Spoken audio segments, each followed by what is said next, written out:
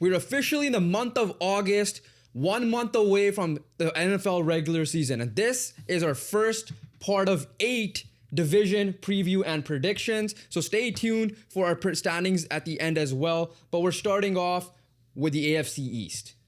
Let me standings at the end. Oh no, I fucked it. We're just over a month away from the start of the NFL regular season. And this is part 1 of 8 of our division preview and prediction. So make sure you guys hit that subscribe button so you don't miss out on any more. We're starting off with the first division that we decided on is the AFC East.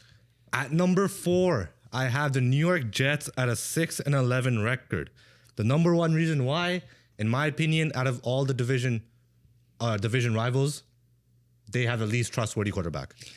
For me, the Jets are also at number 4, but I gave them 5 wins. 5-12. For me, I agree with you. The quarterback is the least trustworthy. I expect Garrett Wilson to be better. I expect Breece Hall to be better because he has Justin Fields in the back. Justin Fields as his quarterback, so it opens up the game up more. But the passing ability is the thing. Is he gonna able to get Garrett Wilson rolling is the question. But for me, just because I have him this low. Fourth place, but this low amount of wins. Like, if you're betting, man, their over and under was 5.5. For me, it was just under. For you, it was just over. I don't think they're going to be easy out, is what I'm trying to say. Like, this is no more longer the old AFC least, as people would like to say for the NFC least at the time, because I think the teams in each team is relatively good. I expect the Jets to be better with Aaron Glenn in. Defensively, they're going to be really good. No doubt about it. The Williams brothers leading the defense back there as well. But I think it's just a year too early to set that culture in fully. They're going to find their groove. Then they'll figure out their quarterback situation. Maybe this is a Justin Fields rebirth. Maybe he can be a Sam Darnold, Baker Mayfield. We'll find the thing, right, how that ends up happening with their offensive coordinator there. But we both clearly do not have the faith with Justin Fields in that case, and this division is a tough one. Fields' running ability, like you said, it will help Breece Hall, and the passing ability could potentially hurt Garrett Wilson, which in fantasy owners might want to don't draft Garrett Wilson really high up. When you're looking at a team and you're just saying no easy out, that is 100% true. This defense is good. I probably still have question marks in the secondary. You know, it's good. Other than Sauce, they have good, decent pieces like Sisco. There's a decent safety, but like, I'm not necessarily in love with the secondary. But if Sauce Gardner returns to form, because he needs to step up. He's highest paid now. He had a bad year last year in terms of Ahmed Gardner level play. Sauce Gardner was not Sauce Gardner last year. But if he steps it up, the secondary should be no concerns. Like you said, defensively, led by the Williams brother, they will be fine for sure with Aaron Glenn leading it. Because we saw the issue when Salah got fired last year. That's when their defense went down. Flipping the offensive side, other than tight end, they really have each position, obviously quarterback, each position is pretty filled out pretty well. When I'm looking at the offensive line, they've spent 3 first-rounders on them. Yeah. And Armin Membu, Olu Fashanu, and Elijah Vera-Tucker, right? So there's talent there. They've invested in the O-line, which is good for Justin Fields, which is good for Breece Hall as well. But when I'm looking at Justin Fields and what I saw in Pittsburgh, he played pretty well. In my opinion, I think he was wrongfully benched. It ended up working out a little bit for the Pittsburgh Steelers anyways with Russell Wilson coming in. But when Justin Fields did last year for Pittsburgh was like a sign where like, this guy could be a starter again in the NFL. So if he's carrying forward that momentum, you know, they could be even better than this for sure. But when I'm looking at it right now, and as a roster, defensively, they're good. Offensively, they have positions filled out other than tight end. And if Fields just plays decent level ball, they will be a decent level team. But with the teams ahead of them in the AFC in general and the AFC East, it's going to be tough to beat them. But overall, like you said, they will be a competitive team. But unfortunately, I do have them last still. So moving on, this is the part where we're going to be different, I think, most likely, if there is even a difference. For me, I have the Miami Dolphins at number 3, and I have them 9-8. For, again, their over and under line was 8.5. 9 wins is still over. I still think they're going to be over 500 team, but I think overall, Tua's health is going to be the question mark. What's Tyreek Hill's relationship with the rest of the team there? I think their defense, they added Minka. That's fine, but I still have question marks in general. And again, late in the season, cold weather. We don't know how they're going to perform. Miami Dolphins are my number 3 team as well. I have them at 8-9, so 1 game below 500. You mentioned it, and I'm going to get a little bit deeper. It's very simple, actually. It's not that deep. Okay. With Tua, they're good. Yeah. Without Tua, they're absolutely garbage. But there's also one more thing to this. Tua Tagovailoa will not play every single game this year. He's given me no reason why I should believe that, right? And I think you should probably agree with this too. Yeah. He's given us no reason why he should be able to Like, play. we're not making fun of the guy, but the reality is reality. That is the reality. This guy is fragile, and as simple as that. He is a good quarterback, no doubt about it. This team is better with him, which obviously gives us evidence of why he's a good quarterback, because we've seen this team without Tua, and they're pathetic. It's as simple as that. And then on top of that, you have Tyreek Hill drama with Tua coming out and saying that he needs to earn the trust back of his teammates and all those things. He could potentially still get traded. But when I'm looking at it, I don't love their O-line either, which is obviously a bigger concern for me for Tua Tagovailoa. Exactly. And if I go over defensively, you're getting Bradley Chubb back. You have Jalen Phillips. I feel like the pass rush should be there. Secondary, you got Minka, but corners obviously have taken a big hit with Jalen Ramsey going on the way out. But bringing Minka back, at the end of the day, Minka is one of the best safeties, one of the better top 10, top 7, top 5, whatever everyone ranks it. But he's in that he's in one of those rankings of one of the better safeties in the NFL. But when I'm looking at it, there are some holes on this team. But if they are a healthy team, they will be a good team. I'm putting this 8-9 record with the fact that I know that Tua is not going to play every single game. Yeah, and the other thing for me is, like, listen, their X factor, we already know what it's going to be. What is Bradley Chubb going to look like on the defense? Like, can he be kind of a record like he was projected to be when he got drafted by the Denver Broncos back in 2018? But here, the big X factor offensively is going to be Darren Waller. He's back, right? So far, right now, ESPN depth chart, he's listed as out. So we'll see what it's gonna be. Obviously, the guy's been away from the game for a while. Like, he played the 1 year in New York Giants, and then I think he retired after that. The problem with, like, again, for me, is can Mike McDaniel find a way to get him involved ASAP to help? Can he become the top 3, top 5 tight end he was when he dominated with the Raiders that 1 or 2 year stretch that he had? But the thing is, like, I feel like teams have figured out the Mike McDaniel offense to a certain degree. There obviously no team should be dumb enough to, like, go to, head man-to-man on top with Tyreek Hill or Jalen Waddle. Listen, they're still one of the best. If they're playing, they're still one of the top 2 best wide receiver duos in the NFL. Sorry, they are one of the top wide receiver duos in the NFL. They're definitely top 10 for sure. You did the King of the Hill as well. You gave him some respect in that. But, like, overall, like, Devin Achin, he was good last year. You need to the O-line help him going? So, like, Mike McDaniel has been figured out a little bit, but with the inception, now coming in of Darren Waller, I want to see how that opens up the rest of the field as well. Because, again, if Darren Waller finds form, he was a top 5, you could say even top 3 tight end when they had that 1 or 2 years with the Raiders before moving on to the Giants. I don't know if you disagree or agree with that. Yeah, no, before, his later years in the Vegas Raiders were like top 3, top 5. Oh, I mean, yeah. Like, were the tight end in the NFL. And if he does find his form, that will definitely help out. If they're playing warm weather, that'll definitely help out. And if they are healthy, that will definitely help out as well. But we're going to move on to our number 2 team. But before we do that, we would appreciate if you guys smash the subscribe button, hit the bell icon, and also hit the like button as well. If you're enjoying this video, this channel is all about the NFL, and the NFL season is almost here. So we'd appreciate if you guys hit the subscribe button, because we'll be posting weekly, maybe even multiple times a week with these division predictions and some tier lists and mix of content here and there as well. But let's move over to the Division 2. Let's move into the second place team. And I feel like this is very similar because we think very similar. Unless you want to yell at me for not putting this team. I'm just a disclaimer. We do not talk about our predictions off camera. We do keep it secret, but we do think alike a lot. And I feel like it has to be the number 2 team, and that is the New England Patriots. And I'm just gonna say this right now. Before, I thought the Patriots would improve, but I didn't think they would make the playoffs. I definitely didn't think they would be the number 2 team. And then you saw the schedule. And then I saw the piss poor schedule, and I'm like, oh my God, they actually have a chance at this. Now you saw why I was kind of like, when the improvement video, I'm like, these guys can make the playoffs, trust me. I'm just like, holy shit, these guys are better than a lot of teams. What was the record? I have them at 11-6. Wow, okay. So I have them. You went. I'm on the train. I'm actually on the train here. So for me, Buffalo Bills are the number 2 seed. Okay, I'm kidding. I'm kidding.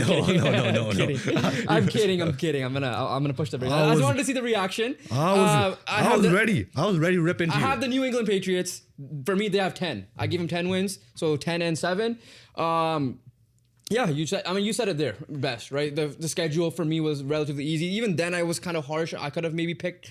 I maybe gave the edge to some of the bad teams to beat them, whatever, right?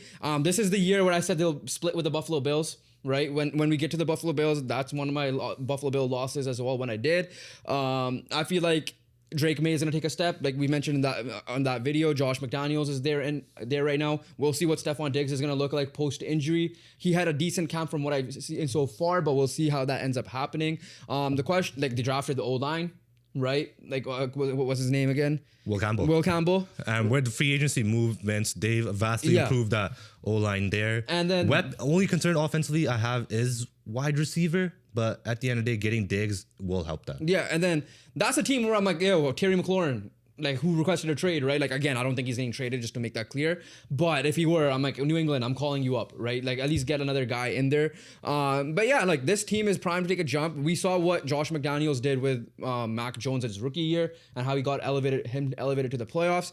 Drake May, in my opinion, is obviously better. I don't think you are going to disagree with that.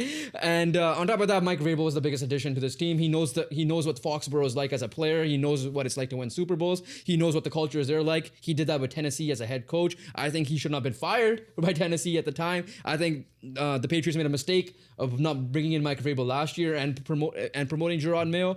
But now they corrected the wrongs. They brought in Mike Vrabel, and yes, pressure is on, being an all-time great for the New England Patriots. But we know he's up for the task and should be setting the culture up, and that defense still should be good. You got a lockdown in Christian Gonzalez on the secondary as well. Here's the thing, Drake May was good last year. Yeah, and that was him running for his life. Yeah, Drake May has help, right? Other than Hunter Henry, he has help. We're hoping Ramondre Stevenson bounces back a little bit, but if he doesn't, they got Travion Henderson, who was a beast in the championship game against Notre Dame, and it was a beast throughout the whole season for Ohio State. Yeah. So offensively, these guys just improved vastly, right? Defensively, this secondary group on paper is probably one of the best I've seen in the NFL. Carlton Davis, Kyle Duggar, Jabril Peppers, Christian Gonzalez, Marcus Jones. Christian Gonzalez is already, I believe, according to Madden, but don't take Madden ratings too seriously here. Yeah. But according to Madden ratings, he's already the number two highest ranked cornerback in the game. Yeah. After obviously Patrick Stan. And that's probably one of the things Madden probably didn't get super wrong. Yeah. Right? Christian Gonzalez is a stud. Simple as that. He is a stud. They also added Milton Williams from the Philadelphia Eagles, who won a Super Bowl and who just literally went on a legacy run like the whole Eagles defense did in the playoffs. So they got a little bit of pass rush help. They have one of the pass coverage cornerbacks. They have one of the better secondaries in the NFL. Defensively, they'll be fine with Vrabel leading that. Offensively, I mean, he reunited with Harold Landry as well. And then offensively, just put it as simple as this. Offensive is Drake May has help. Yeah. So then if Drake... And a play caller. So if Drake May plays to the level that he did last year, we're seeing this team improve, elevate, right? But if we're saying Drake may develop and actually play better, this team can be an 11-win team, like I just said. Yeah, so like obviously for you, 11 wins can get you in the playoffs. So obviously we'll stay tuned for when we do our ultimate playoff rankings, because again, tiebreakers and all that in case here. But yeah, no, I'm glad I got you on the hype train. I saw the schedule. I'm like Saints and all these guys. I'm like, okay, they're playing like those type of level teams. That helps when you're playing bad teams for that, when you were ranked last. And also like we've seen like at the end of the day, like there's evidence here. We've seen people like jump up like crazy with new head coaches. Mike Vrabel is that type of coach. Yeah. Right. With McDaniels back at play calling, and as an offensive coordinator, we've seen what he can do. We've seen a little bit of evidence of Drake May play well with bad team. Him with help is obviously going to be good. But before we move on to our number one team, which is obviously to you guys, we appreciate you guys. Leave a comment down below. If you agree with us, if you guys disagree, leave your guys' rankings down below for the AFC East as well. And if you think 11 wins are too much for the Patriots, or if you guys are on the Patriots bandwagon, I guess, the Patriot train, leave those comments down below. We would love to hear you guys' thoughts, and we'll be replying to each and every one of them as well. I guess the one disagreement, like you said, like I have with you, maybe for this year alone, Stingley might have been number 2. Oh, yeah, Madden Stingley- ranking wise. No. But Christian Gonzalez is top 5. Yeah, I know. Yeah, Stingley's number 2. Yeah. I'm saying just Madden ratings. Yeah. But Yeah, fair. Like out of all the things, stupid things they do. I know. But yeah, no, Derek Stingley has 100% number 2, but Christian Gonzalez is top 5. But let's move on to the Buffalo Bills, who have been the standard of the AFC East for the last few years. What's your record? I have them at 13-4. I have them at 12-5. I was a little nitpicky, to be honest with you. So this is what I have. I have them losing week 1 to the Baltimore Ravens. I actually have them winning. I have them losing, but then I have them going from week 2 to week 9, full win streak with the bye week in week 7. After that, I think they get a little complacent and it's relatively 500, but they end the season strong with a 3-game win streak. That's my overall plan with these guys. But again, not much has changed. You have the MVP of the league. If he's injured, you're fucked. Simple as that. But if he's healthy, honestly. if he's healthy, that's great. Because I still do not like the weapons on this team. I'm gonna be real with you. But they've performed because Josh Allen is that good. You have James Cook, Ray Davis in your backfield. You have the tight ends, or the 2 tight end sets are elite because you have Dawson Knox and Dalton Kincaid running it. Can Keon Coleman take a jump this year? We'll see what Khalil Shakir does, obviously. O-line is one of the best in the NFL, in my opinion. So, yeah, overall, can Josh Allen remain what he did last year, not be ultra Superman like he was? You still have Joe Brady, still calling plays. You might be losing Joe Brady this offseason if you're going to be good. I'll just be real right now, Buffalo Bills fans. Yeah. But yeah, overall, there's a standard. There's a new New England Patriots of this decade's version, essentially, of the AFC East. Yeah, at the end of the day, I cannot go against them. I tried to go against them a couple of years ago, and they proved me wrong with the weapons. You went against them last year, bro. You literally went against them. I did. Okay, year. I forget if it was last year or not. Bro, this year I'm not gonna go Here's against the thing. that. Josh Allen doesn't need to play like Superman because we saw the evidence last year what Joe Brady can do. Yeah. He has a line. He has his legs. He has James Cook's and Ray Davis's legs with him. So obviously the wide receivers have taken a hit since Stephon Diggs left. Yeah. No doubt about it. But in terms of when you're looking at quarterback-friendly options, taking a lot out of his play, because at the end of the day, with freaking, what's his name? Kent Dorsey, he just put everything on Josh Allen. Yeah. Literally. He put every single aspect you can on the football team to carry the offense on Josh Allen. But when you're doing Joe Brady, he's trying to take away all of those responsibilities to, one, keep him fresh, keep him healthier, and also keep him grounded, right? To not put in that position where it's not every play is literally the last play of your life type of vibe. But what that also does is when those plays need to be made, he's able to do that because he's fresh, he could see it, and now he's learned that every play is not the last play of his life. And then, so when I'm looking at that, he's used his legs a lot more, and he's thrown the deep passes a lot more. And at the end of the day, Khalil Shakir is a dog. Still is. Yeah. Can Keon Coleman take that step? They might not need to internally improve. They added Josh Palmer. Yeah, who's a really good third option. They might not need to externally improve the wide receiver group too much, but if they have the opportunity to do it, obviously they did last year with Amari Cooper. Terry McLaurin is another spot, but again, he's staying. He's staying. But hey, one thing I want to say though is if Joe Brady does leave, you might get Brian Daboll back, for all we know. You might, yeah. Who knows, depending on what the Giants do. Might. Again, we'll talk with the Giants when their time comes. But defensively, their biggest thing is, can their secondary just be healthy? Just be healthy in general, because even their linebackers, Milano's been injured quite a bit. Terrell Bernard, who's their signal caller, is listed as questionable right now, I believe, right now. He is, I have it open. They got Joey Bosa to replace Von Miller, which is huge because Joey Bosa does have, in my opinion, if he's on, again, another injury-prone player, but if he's on the field, he has something left to give, in my opinion.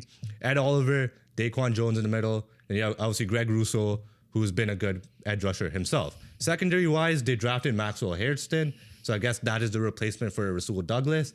But when you're looking at the secondary on paper, obviously you don't have the greatest feelings about it, but Taylor Rapp and DeMar Hamlin did put in a shift last season. Shout out DeMar Hamlin, man. DeMar Hamlin. I don't need to go too much into this more. They're the same team. They're the same team returning, except for one or two pieces here and there are gone, right? Amari Cooper and Rasul Douglas. But let's be honest, these guys are just standard.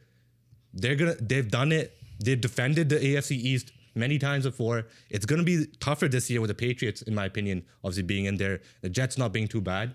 But let's be real. The Buffalo Bills are who they are, and they were the AFC East winners.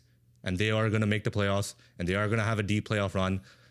If they don't run into Patrick Mahomes, they could make the Super Bowl. Yeah, so pretty much this wraps it up for us. Just to a final recap, we both have the same standings. Bills number 1, playoff obviously lock because they had the division win. Patriots at number 2, Dolphins at number 3, both in the playoff hunt essentially. Mew higher on the Patriots because you give them 11 wins. And last, we have the New York Jets, who are a progressing team, we'll say that, but not a little too early to take a leap. But once again, comment down below what you guys think. We're going to hear your thoughts. Who's winning the division? Are you on the bandwagon with like us on the Patriots? We'll see how that ends up going. Make sure you guys hit the subscribe button. And a video is popping up on the screen, how the Dallas Cowboys, what are they doing? Check that video out and you'll find out the answer. And we'll catch you guys on the next one. Peace.